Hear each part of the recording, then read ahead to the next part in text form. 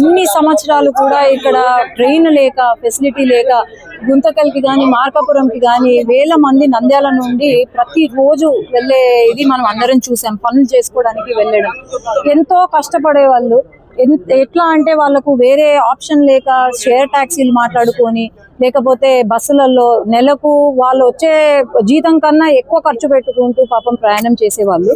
ఈ రోజు ఇక్కడ ట్రైన్ రావడము, కరెక్ట్ సమయానికి ట్రైన్ రావడము, ఇక్కడ ప్యాసింజర్ ట్రైన్, తర్వాత ఈ రోజు నంద్యాల స్టేషన్ అభివృద్ధి పనులు కూడా ఎంతో ముందుకు వెళ్ళడము చాలా సంతోషంగా ఉంది.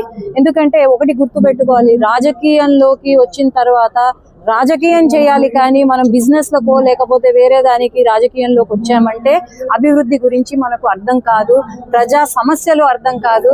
అదే సీఎం గారు లోకేష్ అన్న చేస్తుంది కాబట్టి ఖచ్చితంగా మేము అందరము వాళ్ళను పాటిస్తూ ఈరోజు ప్రజా సమస్యల పైన లేకపోతే అభివృద్ధి ఎలా చేయాలి మన జిల్లాను అని ఆలోచన తప్ప ఇంకా వేరే ఏమీ లేదు.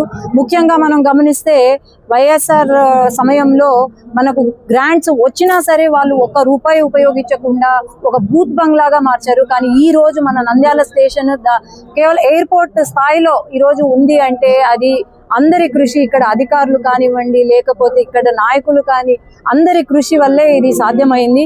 ఈరోజు స్టేషన్ డెవలప్మెంట్ కింద దాదాపు అమృత్ భారత్ కింద 10 కోట్లు శాంక్షన్ అయ్యాయి. పనులు కూడా ముందుకెళ్తున్నాయి. డబ్లింగ్ వర్క్ జరుగుతుంది. డబ్లింగ్ వర్క్ పూర్తవుతే మనకు ముఖ్యమైన విశాఖపట్నం కానీ గుంటూరుకు కానీ ఇలాంటి ఎన్నో ప్రదేశాలకు ట్రైన్లు మొదలు కావచ్చు.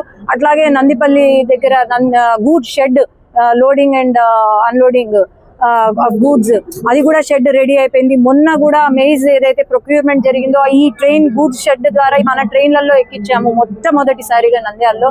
ఇలా ఎన్నో మంచి మంచి కార్యక్రమాలు ఆర్యూబీ అయితేనేమి ఆర్ఓబీస్ అయితేనేమి ఇక్కడ ఖచ్చితంగా ప్రయత్నిస్తున్నాము. నూనెపల్లెలో ఏదైతే ఆరోగ్య సమస్య ఉందో అది కూడా మొన్న సీఎం గారు దృష్టికి తీసుకెళ్తే సీఎం గారు ఖచ్చితంగా దీనికి మనము కృషి చేద్దాము, ఇది జరుగుతుంది, నువ్వు ఎంపీగా ఉన్నప్పుడే ఇది నేను ఖచ్చితంగా నెరవేరుస్తాను అని హామీ ఇచ్చారు. కాబట్టి ఖచ్చితంగా ముందుకు వెళ్ళి ఈ ట్రైన్ ఒక ఎంపీ పరిధిలో ఉంది కాబట్టి రైల్వేస్ ఖచ్చితంగా దీనికి నేను కృషి చేస్తానని నేను తెలియజేసుకున్నాను.